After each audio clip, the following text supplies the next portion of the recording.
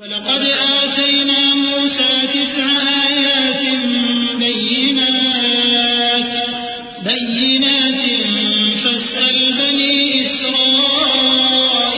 إِذْ جَاءَهُمْ فَقَالَ لَهُ فِرْعَوْنُ إِنِّي لَأَظُنُّكَ يَا مُوسَى مَسْحُورًا قَالَ لَقَدْ عَلِمْتَ مَا أَنزَلَ هَٰؤُلَاءِ إِلَّا رَبُّ السَّمَاوَاتِ وَالْأَرْضِ بَصَائِرَ وَإِنِّي لَأَظُنُّكَ يَا فِرْعَوْنُ مَثْبُورًا۔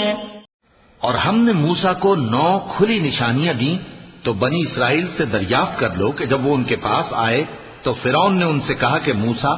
میں خیال کرتا ہوں کہ تم پر جادو کیا گیا ہے۔ انہوں نے کہا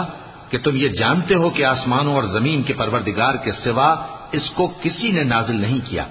اور وہ بھی تم لوگوں کے سمجھانے کو، اور اے فرعون میں خیال کرتا ہوں کہ تم ہلاک ہو جاؤ گے۔ فأراد أن يستفزهم من الأرض فأغرقناه ومن معه جميعا وقلنا من بعده لبني إسرائيل اسكنوا الأرض فإذا جاء وعد الآخرة جئنا بكم لفيفا وبالحق أنزلناه وبالحق نزل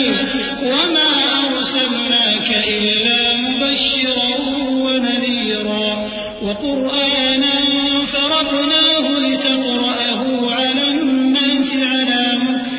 ونزلناه تنزيلا قل آمنوا به أو لا تؤمنوا إن الذين أوتوا العلم من قبله إذا يتلى عليهم يخرون للأذقان سجدا۔ تو اس نے چاہا کہ ان کو سرزمین مصر سے نکال دے، تو ہم نے اس کو اور جو اس کے ساتھ تھے سب کو ڈبو دیا، اور اس کے بعد بنی اسرائیل سے کہا کہ تم اس ملک میں رہو سہو، پھر جب آخرت کا وعدہ آ جائے گا تو ہم تم سب کو جمع کر کے لے آئیں گے۔ اور ہم نے اس قرآن کو سچائی کے ساتھ نازل کیا ہے اور وہ سچائی کے ساتھ نازل ہوا، اور اے محمد صلی اللہ علیہ وآلہ وسلم ہم نے تم کو صرف خوشخبری دینے والا اور ڈر سنانے والا بنا کر بھیجا ہے، اور ہم نے قرآن کو تھوڑا تھوڑا کر کے نازل کیا ہے تاکہ تم لوگوں کو ٹھہر ٹھہر کر پڑھ کر سناؤ، اور ہم نے اس کو آہستہ آہستہ اتارا ہے۔ کہہ دو کہ تم اس پر ایمان لاؤ یا نہ لاؤ، یہ فی نفسہ ہی حق ہے۔ جن لوگوں کو اس سے پہلے علم کتاب دیا گیا ہے جب وہ ان کو پڑھ کر سنایا جاتا ہے تو وہ ٹھوڑیوں کے بل سجدے میں گر پڑتے ہیں۔ وَيَقُولُونَ سُبْحَانَ رَبِّنَا إِن كَانَ وَعْدُ رَبِّنَا لَمَفْعُولًا وَيَخِرُّونَ لِلْأَذْقَانِ يَبْكُونَ وَيَزِيدُهُمْ خُشُوعًا۔ اور کہتے ہیں کہ ہمارا پروردگار پاک ہے، بے شک ہمارے پروردگار کا وعدہ پورا ہو کر رہا، اور وہ ٹھوڑیوں کے بل گر پڑتے ہیں اور روتے جاتے ہیں، اور اس سے ان کو اور زیادہ عاجزی پیدا ہوتی ہے۔ چونکہ آیت سجدہ تلاوت کی گئی ہے لہذا سامعین کو سجدہ واجب ہے۔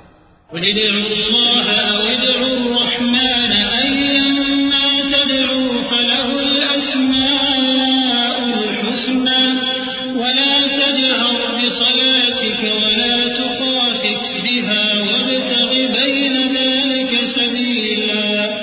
وَقُلِ الْحَمْدُ لِلَّهِ الَّذِي لَمْ يَتَّخِذْ وَلَدًا وَلَمْ يَكُن لَّهُ شَرِيكٌ